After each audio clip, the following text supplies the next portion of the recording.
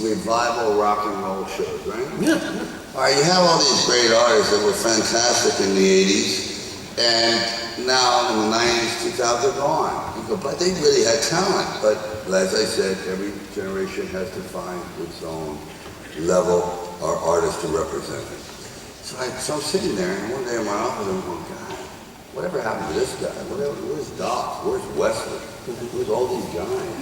I said, it's just like doing a musical review. Let me put together, you know, the Blood, Sweat, and Tears, the Vanilla Fudge, the Strawberry Alarm Clock, Jimi Hendrix. You put them all together, and then you might have something interesting. Maybe on their own, it's not as interesting. But the curiosity factor of seeing all these guys in the same room at one time, I'd see that. See what I mean? I would go there, just out of curiosity. And that's what happened. How easy was it to get Arnold to say yes to the first one? Oh my God. Beg me. I'm begging. He was running, it was great because he was running for governor. And I completely sold. I said, I'll do whatever you want. And campaign for you. And I did. But actually, he's a really good guy. So I'm flying all over the place and doing what I can and telling stories. And we're hanging out. And he's trying to become governor second term, which he does. And then I said, Ozzy's now my turn. And believe it or not, as a standing governor, which is unbelievable, he came and showed up. I had to sneak into a church on Sunday, you know, like after masses and everything, so you go in there, so nobody knows you're there, because if they see the governor filming it, it's over. I mean, it's politically over. So he came through, and then Bruce showed up for the day. We knocked it out in about 3 hours. It was just fun. We'd make it up half the time. They go, why is he so mad? He wants to be president. That kind of stuff. And then when the second one came around, Arnold was no longer governor. He said, now I'm going to get back in the movies again. I said, well, I got a job first. Now, someone else who's cast in all the Expendables films is a fellow Brit, Jason Statham. That's right, he's British. Best, more qualified than anyone to judge his action star credentials. So, what has Jason Statham got that sort of sets him apart among the modern action stars? Yeah, he's definitely English.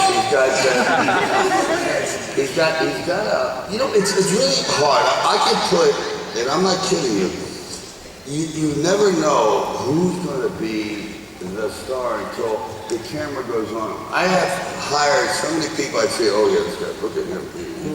And then the camera, they disappear. It's the most, same thing with some models, and the world of modeling, you see a girl and everything, she's okay. The camera, boom. And you go, what happened? See? Well, Jason, I saw him on a film, and he had a small part early on, and I think it was Kim Basinger, he played like a mugger. I'm like, that dude is a star. And little did I know, then Lock, Stock, Two Barrel, someone else, and then he was an athlete. But he's also kind of a street guy, very smart. You know, he learned his trade on the street. So, and he's a real badass, for real. I mean, real. And so the thing was, I said, all your movies, you never smile, you never talk, you never joke. I said, you know, you're going to be like my partner. Yes. We're going to goof around. So he once he started to lighten up, especially this new one, he had a really transformative, great personality, but he gets shy. You know what I mean? So I'm on camera, and I'm ad-libbing with him, goofing him, until finally he gets it out there. He's good though. I'll tell you what, too bad I don't have it on film here. I watched him face death in the last Expendables. He was test driving the truck, I swear to you, if I'm lying, I'm dying. And it was like in the Black Sea, and the brakes went out, and he drove this truck, it was a 3-ton truck, and it went down 75 feet into the mud of the Black Sea, impaled. Just luckily, we had taken the doors off, but it was still 0, because we were doing stunts with it, 0 degrees. I mean, you cannot see. It's that bad. And if any of us had been on the truck instead of him, probably dead. Because we're all wearing heavy boots, heavy things, gun belts, we were stuck in the bottom. But because he was an Olympic quality diver, yes. there he is.